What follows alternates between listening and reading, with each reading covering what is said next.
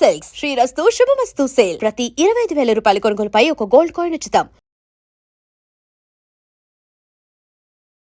అంటే జొన్నలు చాలా అంటే పూర్వీకులు ఈ జొన్నలనే ప్రధాన ఆహారంగా తీసుకునే వాళ్ళు. అప్పుడు మనకి రైస్ తెలియవు ఇలా చెప్తూ ఉంటారు.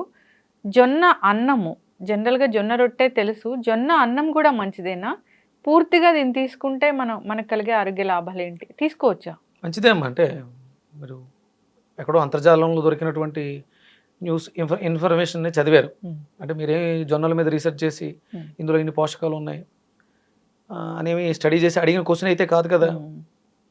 ఇదే మంచిది అన్నప్పుడు, ఒక పదార్థం మంచిది అన్నప్పుడు ప్రకృతి అంతా అదే పదార్థం ఉండాలి. ఇన్ని రకాలు ఉండాల్సిన అవసరం లేదు. జొన్నల్లో రకాలు ఏమైనా ఉన్నాయమ్మా? వైట్ అండ్ గ్రీన్ అంతే. బియ్యంలో ఎన్ని రకాలు ఉన్నాయి? చాలా రకాలు. నేను రీసెంట్గానే విన్నాను 5,000 రకాలు ఎన్నో ఉన్నాయంట. ధాన్యంలో 5,000 రకాలు.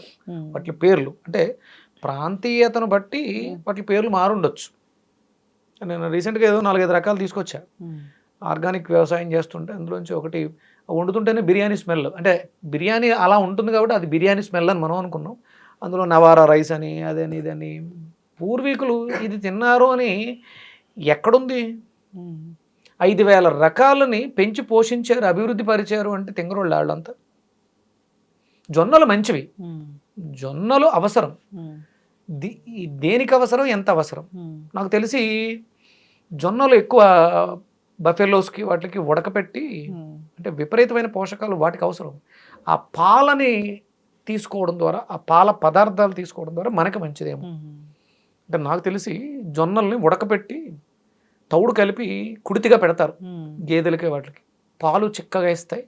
పాలలో వెన్న శాతం బాగా వస్తుంది. నిజంగా అందులో ఉన్నాయి. ఎందుకంటే ఆ యానిమల్కి, ఆ జంతువుకి దాన్ని అరిగించుకునే జీర్ణ వ్యవస్థ పెద్దగా ఉంటుందేమో. దాంట్లో ఉండే మెకానిజం చాలా పెద్దగా ఉంటుందేమో. అంటే మనకు అవసరం లేదా జొన్నలు? అంటే ఇప్పుడు అదే మంచిది అన్నప్పుడు అది తిని చూడండి కొంతకాలం. ఒక 10-15 ఏళ్ల క్రితం ఇంత మిల్లెట్స్ మీద వాటి మీద అంత అవగాహన లేదు. ఇప్పుడు ఏదో వచ్చింది. అంటే నేను రీసెంట్గా ఒక ఆయన గెలిచాను, అహోబిళం ఫుడ్స్ అని చెప్పేసి అని మనకి కాకతీయ హిల్స్లో ఉంది. ఆయన కలిసినప్పుడు దీని మీద రీసెర్చ్ ఆయనే మొదలుపెట్టి వాళ్ళే దాన్ని చేస్తే ఫుడ్ రీసెర్చ్ సెంటర్స్, ఈ మిల్లెట్ రీసెర్చ్ సెంటర్స్ అని వాళ్ళ ద్వారానే బయటకు వచ్చినాయని చెప్పారు ఆయన, రంగరాజన్ గారు. ఆయనతో మాట్లాడా. నాకు అంటే ఇవి అవసరమేమో, అవే పూర్తిగా ఆధారపడిపోయేంత అయితే కాదు. అంటే నాకు ఊహ తెలిస్తే ఇప్పుడు నేను నియర్ బై 50 అమ్మా. మా తాతయ్య గారు వాళ్ళు నేను చూసిన అందరూ అన్నమే తిన్నారు. అంటే మారుతున్న కాలానికి అనుగుణంగా. ఇంతకు ముందు పూర్వం ఉన్న ఆహారపు అలవాట్లు ఇప్పుడు లేవు. పూర్వం అంతా కూడా ఎక్కడికన్నా వెళ్ళాలంటే నడిచి వెళ్ళేవాడు, ప్రయాణ సాధనాలు లేవు. అప్పుడున్నటువంటి జీవన విధానం వేరు, అప్పుడున్నటువంటి శ్రమ వేరు. ఇప్పుడున్నట్టు ఇప్పుడు ఇక్కడికి రావాలంటే నేను 5-10 నిమిషాలు ఇక్కడ ఉంటున్నాను. అదే ఇదివరకటి రోజుల్లో ప్రయాణ సాధనాలు లేకపోతే నేను నడిచి వచ్చేవాడిని. అప్పుడు నేను నడిచి రావాలి అంటే దానికి తగ్గ ఎనర్జీ నాలో ఉండాలి. రొట్టె ఏదైనా సరే అమ్మా, నీ నేచర్, నీ పనిని బట్టి, నీ జీవన విధానాన్ని బట్టి నీకు ఆహారం ఇవన్నీ అన్ని చోట్ల పండవు. ఈ ప్రాంతంలో ఏం పండుతున్నాయి, హైదరాబాద్ చుట్టుపక్కల ఏం పండుతున్నాయి అవి తినాలి. అంతే తప్ప అంతకు మించి అక్కడెక్కడో చూడండి ఈ ఇప్పుడు డ్రాగన్ విపరీతం అయిపోయింది. డ్రాగన్ ఇంతకు ముందు డ్రాగన్ 250 రూపీస్. అప్పట్లో అంటే క్యాన్సర్ అవేర్నెస్ వాటి కోసం వచ్చినప్పుడు ఒక 5-6 ఏళ్ల క్రితం నాకు బాగా గుర్తు, ఎవరికో నేను తేవడం జరిగింది, నా ఇంట్లోనే వాడడం కూడా జరిగింది. అంటే మనం నేర్చుకుంటున్న టైం అది. డ్రాగన్ ఇప్పుడు అది 25 రూపీస్, 250 రూపాయలు డ్రాగన్ 25 రూపీస్. అంటే ఇక్కడ పండించేస్తున్నారు. దానికి సంబంధించినటువంటి మెటీరియల్ అంటే ఆ నాలెడ్జ్ మన బాడీలో లేకపోతే అది ఒక వ్యర్థ పదార్థంగా తీసుకుంటాం. మన పూర్వీకులు ఏదైతే తిని ఉంటారో అవి మార్పు చేసుకుంటూ వచ్చారు. వాళ్ళకి తెలుసు, వాళ్ళకి అద్భుతమైనటువంటి నాలెడ్జ్ ఉంది. మారుతున్న కాలానికి అనుగుణంగా జీవన విధానాన్ని మార్చుకుంటూ ఇక్కడికి వచ్చాం. అందుకని ధాన్యాన్ని డెవలప్ చేశారేమో, అభివృద్ధి పరిచి ఉంటారు. ఇవన్నీ కూడా మంచివే, అవసరం. ఇవి ఎవరికి అవసరం అంటే శారీరక శ్రమ అధికంగా ఉన్న వాళ్ళకి. మీరు వాడుతున్నటువంటి మిల్లెట్స్, వాటి ప్రాసెస్. ఇప్పుడు నేను కందిపప్పు ప్రమాదం అని చెప్తున్నానమ్మా. నేను చెప్తున్నాను ఇప్పుడు కందిపప్పు ప్రమాదం. ఎందుకు ప్రమాదం అంటే కందులు వచ్చిన తర్వాత, అంటే కందులు ఇది వరకు కంది పంట పెరిగి ఆ కందులు మనం ఉపయోగించుకుని ఆ స్టేజ్కి వెళ్తులోకి అప్పుడు ఉన్నటువంటి కందులు వేరు, ఇప్పుడు ఉన్నటువంటి కందులు వేరు. అప్పుడు ఉన్నటువంటి కందులు అద్భుతమైనటువంటి పోషక విలువలతో మనకి చాలా ఆరోగ్యాన్ని ఇచ్చేవి. ఇప్పుడు ఉన్నటువంటి కందులు మనకి క్యాన్సర్ని ఇస్తున్నాయి. ఎందుకంటే మనం అన్నిటినీ పొల్యూట్ చేసాం, అందుకని దాన్ని విడిచిపెట్టాలి. అంటే అవసరానికి తగ్గట్టుగా తీసుకోవాలి. కందిపప్పు మంచిదే అని చెప్పేసి వెజిటేరియన్స్ అందరూ కందిపప్పు తింటే క్యాన్సర్ వస్తున్నాయి. ఎందుకంటే అంత అంత శ్రమ నువ్వు చేయట్లేదు, అందుకని కందిపప్పు తింటాం మాని, లేదా కందిపప్పు క్వాంటిటీ తగ్గించి మంచిదే కదా అని చెప్పేసి ఎక్కువగా తింటే ఏదైనా సరే అనారోగ్యమే. అతి సర్వత్రా వర్జేత్. ఎక్కడైనా సరే జొన్నలు మంచివి. మధ్యాహ్నం జొన్న రొట్టె, జొన్న అన్నం తక్కువ, అంటే కాస్ట్ విషయంలో చూసుకున్నా, అట్లా ప్రాసెస్ విషయంలో చూసుకున్నా ప్రాసెస్ ఎక్కువ, అన్నం కన్నా దీనికి ప్రాసెస్ ఎక్కువ. అసలు అన్నమే సరిగా ఉండట్లేదు, అన్నం వండటం కూడా మర్చిపోయారు. పూర్వం ఏంటంటే అన్నం అంటే ఇప్పుడు పంట వచ్చింది, దీన్ని తీసుకెళ్ళి గాజుల్లో వేస్తారు, మూటలు కట్టేసి గాజుల్లో వేసి తర్వాత ఒక 6 నెలల తర్వాత అట్లా బయటకు తీస్తారు. ఇప్పుడు అలా లేదు, అక్కడ కట్ చేశారు, ఓ 2-3 రోజులు ఆరిని, మిల్లుకి వెళ్ళి రైస్ అయిపోయి స్టోర్కి వచ్చేసి వండేసుకుంటున్నాం. ఇది కరెక్ట్ కాదు. అది మొత్తం రైసే కరెక్ట్ కాదనే స్థితికి వచ్చాం మనం. పాత బియ్యం, బాలింతరాలు ఏదో సర్జరీ అయింది, డెలివరీ అయింది, బాలింతరాలు మంచి ఆహారం కావాలన్నప్పుడు పాత బియ్యం ఎక్కడున్నాయని వెతుక్కునేవారు. 2-3 సంవత్సరాల బియ్యం అయితే ఇంకా మంచిది. ఇప్పుడు ఏదో చెప్తుంటారు, ఏదో గ్లూటెన్ ఫ్రీ అవ్వాలంటే దాన్ని నిల్వ ఉంచండి. దాన్ని మనం ఏదో ఫర్మెంటేషన్ నిల్వ ఉంచడం, గాజులు బస్తాలు లాట్లు వేసి గాదుగదుల్లో పెద్ద పెద్ద ఆటల్లో చేసేవారు. చింతపండు మంచిది, చింతపండు ఇప్పుడు కోల్డ్ స్టోరేజ్కి వెళ్ళిపోయింది. చింతపండు మనం పూర్వం జాడీల్లో పెట్టుకుని ఉప్పుతో నిల్వ ఉంచుకుని మిద్దె మీద పెట్టి తర్వాత తీసుకుని నల్లబడిన తర్వాత ఊరిన తర్వాత చింతపండు వాడుకుంటే అది కిడ్నీలకు అద్భుతమైనటువంటి ఔషధం. ఇప్పటికి అది చింతపండే ప్రమాదం అనే స్థితికి వచ్చేసాం మనం. అన్నం ఎలా ఉండాలమ్మా, బియ్యం కడిగి పక్కన పెట్టి ఎసరు పెట్టేవారు, అంటే కొంతసేపు ఇది నానుతుంది. అది మన కట్టెల పొయ్యిలు చాలా స్లోగా తక్కువ ఫ్లేమ్లో 60 degrees 45 degrees అంటే అందులో వాడుతున్నటువంటి కట్టెల మీద ఆధారపడి ఉంటుంది. అది మరగడానికి టైం తీసుకుంటుంది, ఈ లోపల ఇది నీటిలో నానుతుంది. ఇప్పుడు ఏం చేస్తున్నారు, 2 కలిపేసి స్టవ్ మీద పెట్టేస్తున్నారు.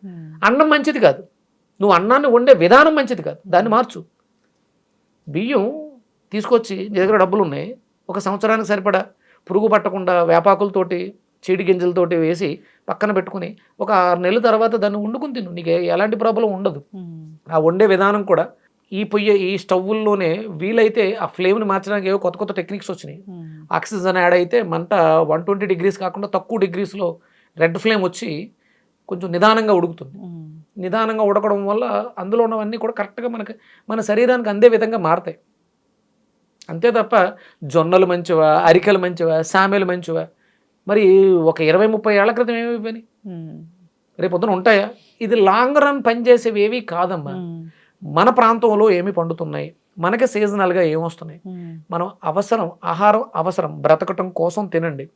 తినడం కోసం దృష్టి పెట్టి జొన్న రొట్టె మంచిదా, జొన్న రైస్ మంచిదా, ఇంకా జొన్న చపాతీ, ఇలా రకరకాలుగా ఆలోచించొద్దు. ఆహారాన్ని మన నేచర్కి తగ్గట్టుగా, మన అవసరాలకు తగ్గట్టుగా మార్చుకొని తినడంలో ఎలాంటి తప్పు లేదు. ఏది సూపర్ కాదు, అలానే ఏది తీసిపారేసేది కాదు. జొన్నలు మంచివే, అది శారీరక శ్రమ బాగా చేసేవాళ్ళకి, ఆఫీస్ రూమ్లో ఏసీ రూమ్లో కూర్చుని చేసేవాడికి ఈ మిల్లెట్స్ అవి పనిచేయవు. ఎండలో పనిచేసేవాడికి వైట్ రైస్ పనిచేయదు, ఎందుకంటే వాడికి త్వరగా జీర్ణం అవ్వకూడదు, వీడికి త్వరగా ఈజీగా డైజెస్ట్ అవ్వాలి, తేలికగా జీర్ణం అవ్వాలి. ఈజీగా అంటే త్వరగా అని కాదు, తేలికగా. శారీరక శ్రమ ఎక్కువ లేదు వీడికి, ఆఫీస్ రూమ్లో ఉండేవాడికి. వాడికి శారీరక శ్రమ ఎక్కువ ఉంది. వాడికేమో తెల్లన్నం పెట్టి వీడికేమో జొన్నన్నం లేకపోతే మిల్లెట్లు పెడితే వీడు రోగి అవుతాడు, వాడి రోగి అవుతాడు. చక్కటి ఇన్ఫర్మేషన్ గురించి. సో జొన్నలు, జొన్న అన్నము, జొన్న రొట్టె మంచివే, కానీ మన శారీరక శ్రమ మీద ఆధారపడి ఉంటుంది మనం తీసుకోవాలా లేదా అనేది. ఒకప్పుడు తీసుకున్నారంటే శారీరక శ్రమ, ఫిజికల్ యాక్టివిటీ చాలా ఎక్కువగా ఉండేది. మంచి పోషకాహారము, సో తీసుకోండి. కాకపోతే క్వాంటిటీ తగ్గట్టుగా ఫిజికల్ ఎక్సర్సైజ్ లేకపోతే, ఫిజికల్గా కదలిక లేకపోతే, మీరు జొన్నలు తిన్నా, అరికెలు తిన్నా, సామెలు తిన్నా క్యాన్సర్స్ గ్యారెంటీ. ఎస్. సో అంతేకాకుండా వైట్ రైస్ ఇలాంటివి తీసుకున్నా కానీ క్వాంటిటీ మ్యాటర్ అవుతుంది, కాబట్టి క్వాంటిటీ అనేది మనం చూసి తీసుకుంటే మంచిది.